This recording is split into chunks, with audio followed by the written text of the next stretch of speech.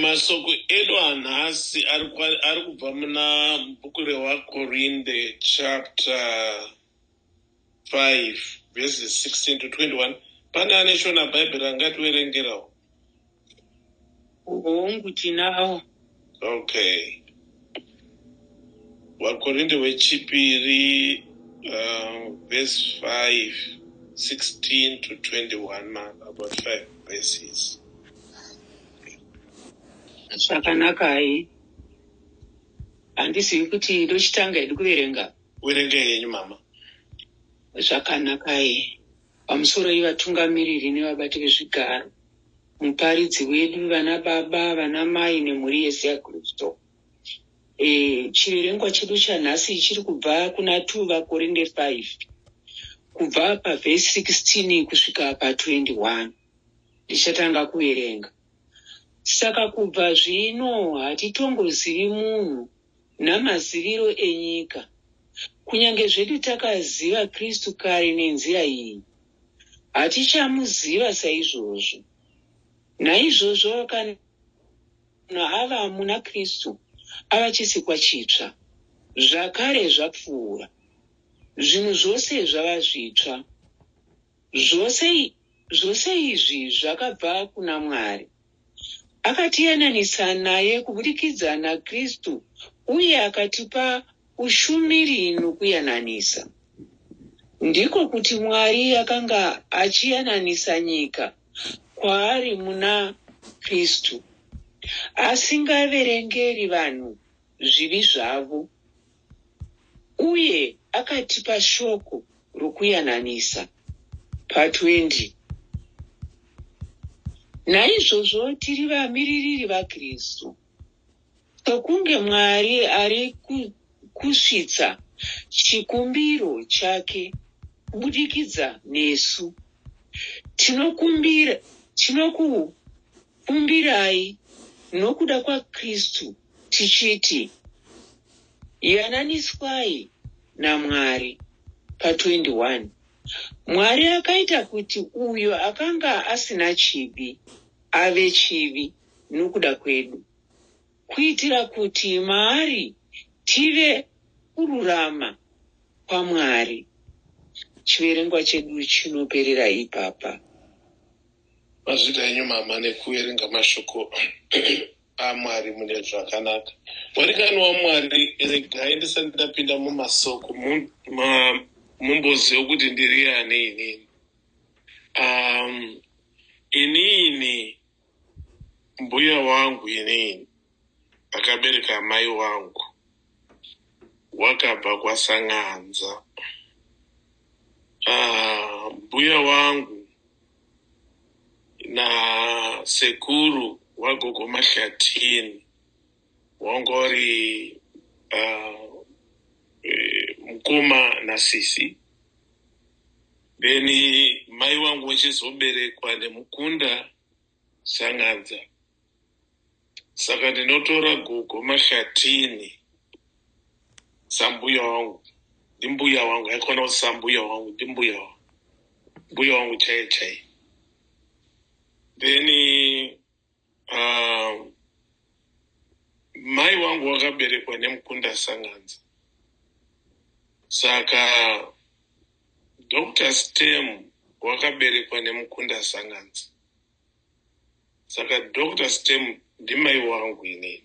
Dai mai wangu wanga wachiripo watoita mukoma nemunen'ina, but mai wangu wakaenda kuna baba. Saka Dr. Stem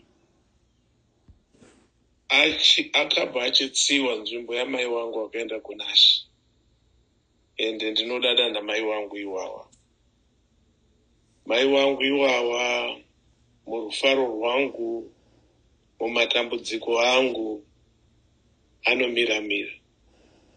Saka ndine urombo yekuti ndaifanira kunge ndakange ndine mwedzi wakapera pane zvebasa zvakabva zvangopindirawo, asi ndinotenda nokundipa zvemukana wekuparidza. Saka Ndinokutendai zvikuru wana gogo, wana mai wangu, wana sisi wangu, ndinokutendai nekundipa uyu mukana wekuti titaure shoko raMwari. Ndingataura mazuva aya musoro wenyaya wangu unoti iwai wamiriri waJesu munguva dzakaoma kudai. Iwai wamiriri waJesu munguva dzakaoma kudai.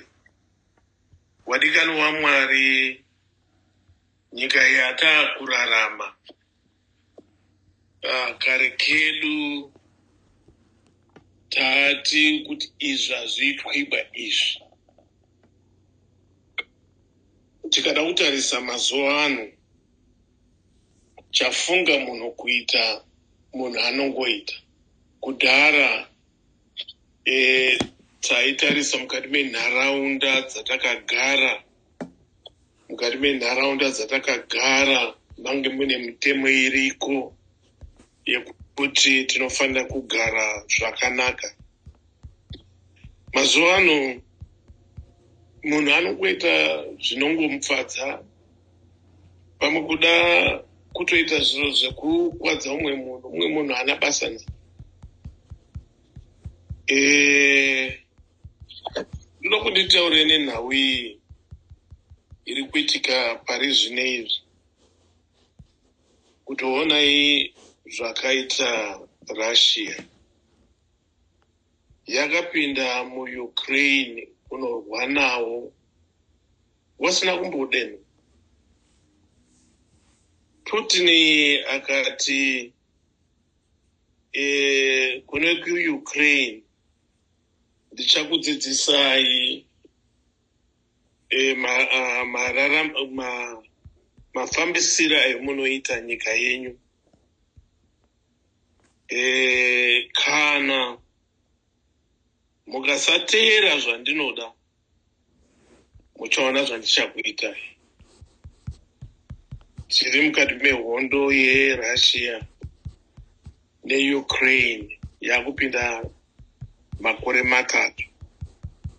Nepamusana pekuti munhu akungofunga kungoita zviro zvaanongoda pane umwe munhu, whether zvichikunakira kana zvisingakunakiri. Ndinombotarisa zvetelevision, ndinoona umbavha hwanyanya muno muAmerica, kuti vanhu vanongopinda mushopu vachingotora mbatya dzavanoda, vachibuda vachitiza vachienda. Rimwe rezuva ndiri kudira petrol mota yangu, tuvafana tudiki-diki, pana mai anga ari kudira BMW yake, tukasvika bva twamutorera BMW tichiona hapana akakwanisa kuti svasva, because ukada kuti svasva iwewe ndio unoguma wamumatambudziko. Wadikani waMwari, Mwari wakasika murume nemudzimai.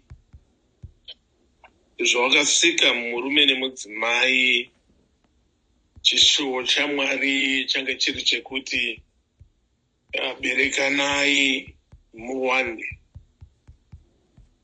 Asi zvatakuona mukati menyika ino iyi, zvatasoziva makare edu zvachinja.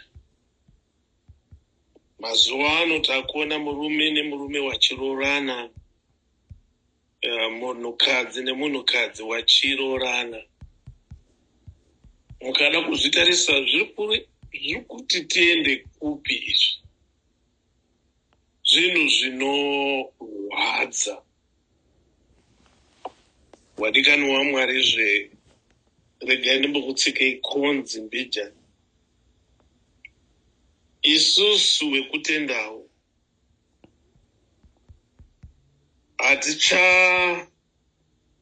taane godo risingaiti. kana mumwe munhu abudirira mukati meupenyu hwake, totozwa kurwadzikana kuti wabudirirei. Ndichatondera ndichikura pamatema kunyanga, kwange kusina mota dzatiri kuona mazuva ano idzi. Dzadziri mota shoma shoma muraini medu.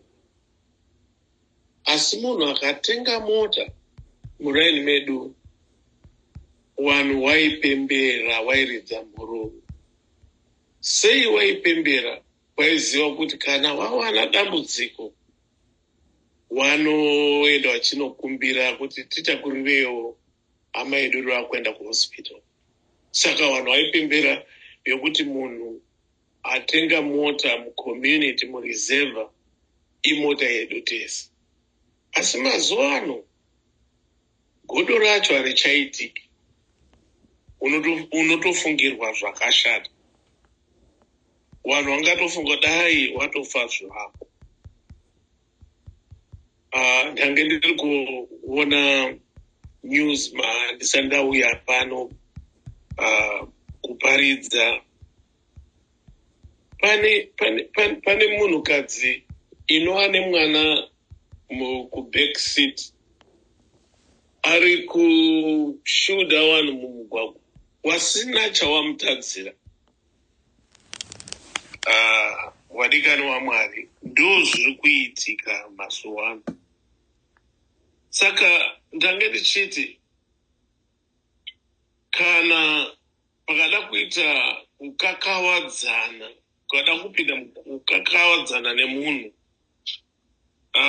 zvakanaka kuti unyarare zvako, because kada kuamba uchiita nharo naye hauzi kuti chaanacho chii. Iwewe chengetedza upenyu hwako. Zvekutaura izvi handidi, kana kuti ndosimuka ndobva zvangu ndoenda. Ndiyo nyika yatiri kurarama, nyika yashata, nyika isina kumira zvakanaka. Ndiyo nyika yatasangana nayo. Zvino zvayakadai nyika, vaKorinde vari kuti iwa mumiriri waJehovha, iwa mumiriri waJesu. Nyika yakamira zvakadai. Handi basa shoma ba, asi kuti kuwa mumiriri waJehovha,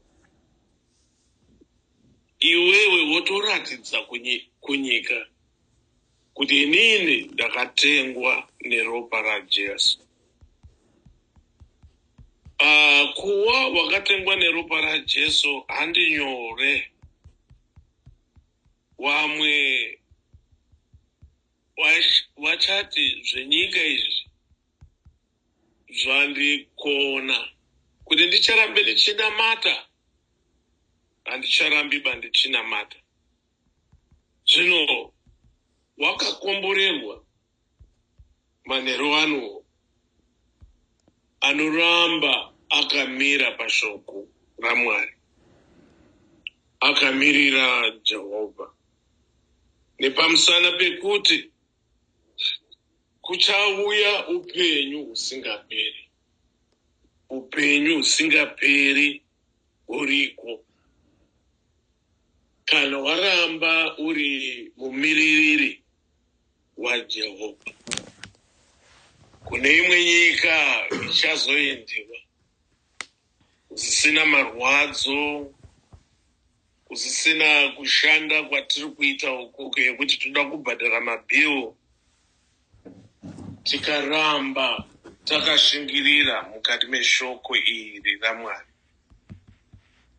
Rege ndimbokudzorei masoko mbijana. Pauro anyora tsamba iyi kuvaKorinde nepamusana pekuti chechi yevaKorinde yangaita dambudziko. Vanhu vanga vari muKorinde vanga vari kurwa nekutukana, ende vamwe vachida ndiyo chechi yamunofana kunamata chechi yemajuta ndiyo chechi kwayo. Saka pane imwe mukana Paul akambosvika kumborohwa nokuda kumiririra Jesu, akatiza akaenda kuEfesus. Ende ari kuEfesus akanyora tsamba yekutanga kuvaKorinde haina kusvika. Akanyora yechipiri ikasvika. Akanyora yechitatu haina kusvika. Akanyora yechina yapo ndiyo yatiri kuverenga nhasi. Saka pavhesi 16 madha ndibatire 16 kuverenga 16 tizwe kuti iri kuti kudii. Mucharamba muchingondibatira changu kuti ndierengerei akati. Ndiorengerei 16 maiyo kana muchiri padhuze nebhaibheri. Vhesi 16. Saka kubva zvino hatitongozivi munhu namaziviro enyika. Kunyange zvedu takaziva Kristu kare nenzira iyi, hatichamuziva saizvozvo. Amen. Saka hanzi hatichaziva, taiziva vanhu, but pane nzira itsva yekuziva vanhu, because tava muna Kristu. Tasimudzirwa kubva isusu vekutenda, pari zvino isusu vekutenda tachisimudzirwa kubva zvatange tiri nepamusana pekuti tava zvisvika zvitsva muna Kristu. Tava mumweya. 17 mama, tirengere 17. Pa17. Naizvozvo kana munhu ava muna Kristu, ava chisikwa chitsva, zvakare zvapfuura. Zvinhu zvose zvava zvitsva. Amen. Wadikanwa waMwari Pauro ari kutaura kuti kana isusu tatagashira Jesu Kristu semuponesi wedu, tave zvisikwa zvitsva. Right? Zvekudhara zvapera. Zvekudhara zvapera. Saka isu hatichararama munyama. Hallelujah. Hatichararama ba munyama. Taakurarama muna Jesu. Taakurarama mumweya. Taakurarama mumweya. Ndiendei pa 18 mother. Vhesi 18. Zvose izvi zvakabva kuna Mwari. Akatiyananisa naye kubudikidza naKristu, uye akatipa ushumiri hwokuyananisa. Amen. Saka isu tachiyananiswa naJesu, because Jesu wakauya ari mutsvene akachinja akaita sewanhu kufanika sesu. Ndokubva tachiyananiswa naIshe Jesu, tachiyananiswa. Naika zvitatu zvedu zvagezwa, tachiyananiswa naIshe Jesu. Chiro chimwe. Saka 20 inoti kudii mother? Vhesi 20. Naizvozvo tiri vamiririri vaKristu, nokunge Mwari ari kusvitsa chikumbiro chake kubudikidza nesu. Tinokukumbirai nokuda kwaKristu tichiti, yananiswai naMwari. Amen. Saka isu wekutenda hatisiri kutarisira wamwe, but isu wekutenda tava wamiririri waIshe Jesu. Mune zvese zvatiri kuita tava wamiririri waJesu. Saka manheru ano ndinoda famba nemi manheru ano. Chechi yaMwari mazuva ano hatisiri kuona kukura kwayo. mamwe masangano ari kuvharwa. Sei masangano ari kuvharwa isusu tiri wamiririri waJehovha? Wadikani waMwari, ndikada kuti nditarise zvatakati taazvisikwa zvitsva. Tiri kuona kuti takamboti dhonzei tikadzokerazve mune tsika dzedu dzekudhara. Wadikani tikadzokera mutsika dzekudhara handizvo zviri kuda Mwari, because Mwari wari kuti zvisikwa zvitsva. Izvo mava zvisikwa zvitsva zvekudhara zvamaita musingazivi Mwari zvakapfuura, maakuita zviro zvitsva. Oh, hallelujah. Wadikani waMwari, ndoda kuti ndimbokutorei muzuva ranhasi kuti pamamuka kuseni kwanhasi, foni yamatanga kufona, mafona muri kutaura nezvenyi. Haleluya. Mafona muri kuita, muri kukurudzira mumwe munhu here kutaura nezveukuru hwaMwari, kana kuti foni iyeyo yanga iri kutaura zviri kuitika muAmerica? Because muno muAmerica hamusisina secret, kunyange tiri kumastate akasiyana siyana hamuna secret. Izvo ndinozviziva izvo. Kunyange uri kure, upenyu hwako unozikanwa nasambari. So handisi kuziva kuti foni yawafona kuseni kunoku wanga uri kutaura nezvechii. Wakakomborerwa asimudza foni wachiti ngatimbonamate. Wakakomborerwa asimudza foni achiti ngatimboerenge shoko raJehovha. Wakakomborerwa wasimudza foni wachiti ngatinamate baba nhingi mai nhingi. Wakakomborerwa iwawo. Wadikani waMwari, mukati menyika yatiri, kushata kwazara mukati memwoyo wedu.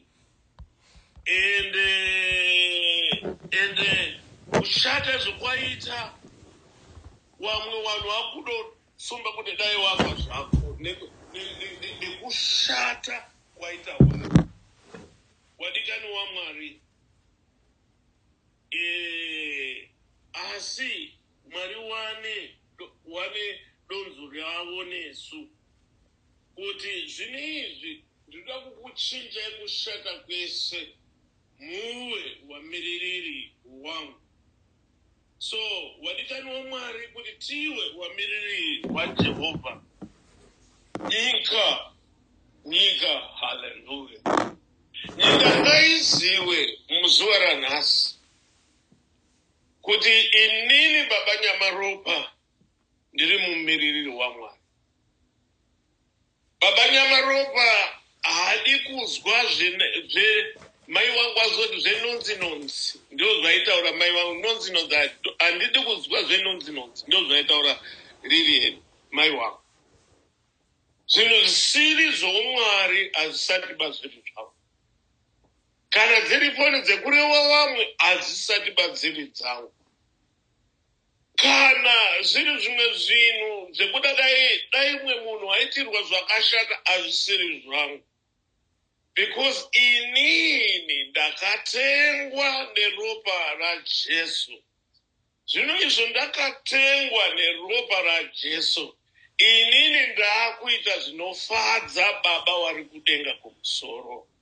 Wadikani waMwari, kana taita zvinofadza Baba wari kudenga kumusoro, nevanhu vari mumashure vachaona kunaka kwaMwari. Zvino wana mai vangu muri pano, ndimi imimi masara nevhangeri rekudhara. izvo masara nevhangeri rekudhara. Isu wechidiki tine twedu twatiri kuronga, tine twedu twatinoita, asi tiri kukumbira kuti vanamai musatsukuduke. Rambai makamirira pashoko ramakasoparidzirwa newaparidzi wakaenda kare. Mungoramba muchiparidza. Dzimwe dzenguva hatinzwe, hatiteereri, but ngarirambe richitaurwa, nekuti imimi muri wamiririri waJehovha. Kana muri wamiririri waJehovha hamutsukuduki. Takatarisira pamuri. Vamwe vanhu vachazoti ndiri kuita hangu zvandiri kuita izvi, asi gogo wangu hawazvidi. Ndiri kudai hangu, asi gogo wangu hawazvidi. Rambai muchitsiura, rambai makamiririra mukati meshoko raJehovha. Mukati mekumiririra shoko raJehovha, tichazenge toita zvakanaka kana tamiririra Jehovha. Ndakusvika hangu pamagumo eshoko, asi maindida kuti mundibatirewo mashoko. Muna Isaiah 40 verse 31. Isaiah 40:31. Mundinyorere pasi kana mune chinyoreso, tiverenge masoko iwo andisvika hangu pakuguma. Isaiah 40 verse 31. VaEfeso chapter 6 verse 10 ne-18. VaEfeso chapter 6 verse 10 ne-18. Then kuchiuya Timothy wechipiri chapter 2 verse 15. Timothy wechipiri chapter 2 verse 15. Kana mai mawana mashoko iwawo mondimisa zvenyu. Saka wadikani waMwari okay, yenda yenyu pamberi mari. Isaiah 40 verse 31. Ehunde. Zvakanakai. Mashoko edu tiri kuwana kuna Isaiah 40 verse 31. Ndichatanga kuerenga. Asi ava vane tariro muna Jehovha vachavandudza simba ravo. Vachabhururuka namapapiro samakondo. Vachamhanya vasinganeti. Vachafamba vasingazivi. Mirai henyu baba. Mirai henyu baba. Wakamirira Jehovha. Wakamirira Jehovha. Hanzi wachaita rimwe simba risingazivi. Vanhu ravanosvika kuziva kuti simba iri rabva kupi. Naika kana dai waizoita mapapiro, waizoita semapapiro emakondo, wachibhururuka ende wasinganeti. Wachamhanya wasinganeti, wachafamba wasinganeti, nepamusana pekuti wamiririri waJehovha. Nyika ichaita zvaichaita zvayo, hapana chinoitika bakwauri nekuti uri mumiririri waJehovha. Isaiah ari kutaura izvozvo, ari kutaura mashoko. Ngatimirire. Kana tikamirira pana Jehovha, hapana kuneta, hapana kushayiwa basimba. Nyika haisisina kumira zvakanaka, asi kwakuda iwawo wanomiririra Jehovha. Kumiririra Jehovha. Ngatiende pane vaEfeso. Zvakanaka.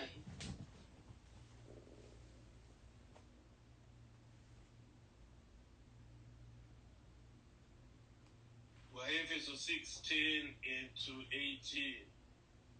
VaEfeso 6 verse 10 to 18.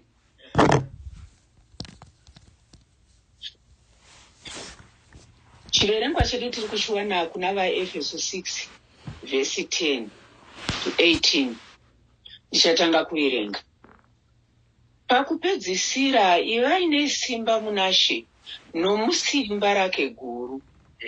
Tongai nhumbi dzose dzokurwa nadzo dzaMwari, kuti mugogona kumira muchirwa namano adhiabhori. Nokuti hatirwi nenyama neropa, asi navabati, navane simba, namasimba enyika ino yerima, uye namasimba emweya yakaipa ari muchadenga. Ameni, ameni, ameni.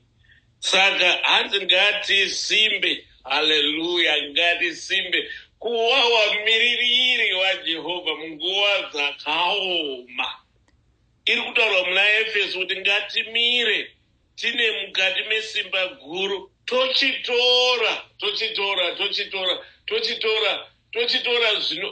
tochipfeka hondo dzekwamwari, kuti anoda kumira padhuze nesu haana dhoo. Dhevhuro nekugona kwake nemasimba ake nezvaanoita haana simba. Tichamira pamberi padhevhuro tikati isu hatirwi nenyama neropa, asi kuti tinorwa nesimba raIshe Jesu. Kana tiri wamiririri waMwari, hatitye, hativhunduke. Wakaipa, wanoita zvipi, wanopotsera matombo, wanodini, hatitye, nepamusana pekuti isu tiri wamiriri waJesu. Hatikatari kuti nyika yakamira sei, vanhu vari kuti kudii, vanhu vari kutaura hatitombokanganwi izvo, hatina basa nazvo, nepamusana pekuti tiri wamiriri waIshe Jesu. Ngatiite kupedzisira hedu. Timothy wechipiri chapter 2 verse 15.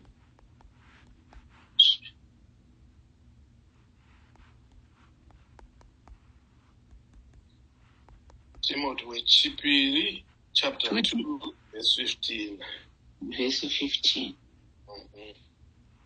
Zvakanaka here. Chiverengwa chedu chekupedzisira tiri kuchiwana kuna 2 Timothy 2 verse 15. Ndichatanga kuverenga. Shingairai kuti uzviratidze pamberi paMwari somunhu anogamuchirwa, mushandi asingafaniri kunyadziswa, uye anonyatsoruramisa shoko rechokwadi. Saka hazichishingarai, ziwai iri shoko. Kana mariziva iri shoko, mukamira pakutaura apa, hamuzwe kunyara, kana kuti vanhu havazwe kunyara, nepamusana pekuti munenge mune shoko rechokwadi. Wamiririri waJehovha, ndiri kukukumbirai. Nyika haisisiri nyika yamunoziva, nyika yachinja. Kana nevana havachateereri, nevana vakuita madiro avo, zvimwe zvacho zvamusingadi kuona pamaziso menyu, vana venyu, vazukuru venyu vari kuzviita. Asi kunyange zvakadaro, ndiri kukukumbirai manheru ano, rambai makamira pashoko raJehovha. Ritaurei iri shoko raJehovha. Wakuzondei vakuite sei, asi taurai iri shoko raJehovha. Parege kuzoshaya umwe munhu anoti hapana akambonditsiurawo, hapana akambonditaurira nekunaka kwaMwari. Asi imi vana mai veruwadzano, ndiri kukumbirai manheru ano, kwakuchimira. Kwakuchimira. Ndaiziva vana mai wangu, kana zvichinge zvaoma zveupenyu, waitora mucheka wachibva wasunga dumbu ravo, nepamusana pekuti kana wasunga wawana simba, wakuita zvaunofanira kuti waite. Ndiri kukukumbirai, mirirai Jehovha wenyu, mirirai Jesu wenyu. Jesu wenyu wakakusimudzai kunyika yekuZimbabwe, mukauya mukagara munyika yewatorwa. Dzimwe dzenguva dzacho kutopfuura vanhu vemuno magariro emuri kuita, nepamusana pekuti Mwari vanokudai. Mwari wakukomborerei, Mwari wakuitirei zvakanaka, Mwari wakupei zvishuwo zvemwoyo wenyu, mazvita yenyu, Mwari wakukomborerei. Haleluya. Ngatibvisei mafoni edu pamamute, titende soko, ngatipururudzirei soko iri rezvenyamaro.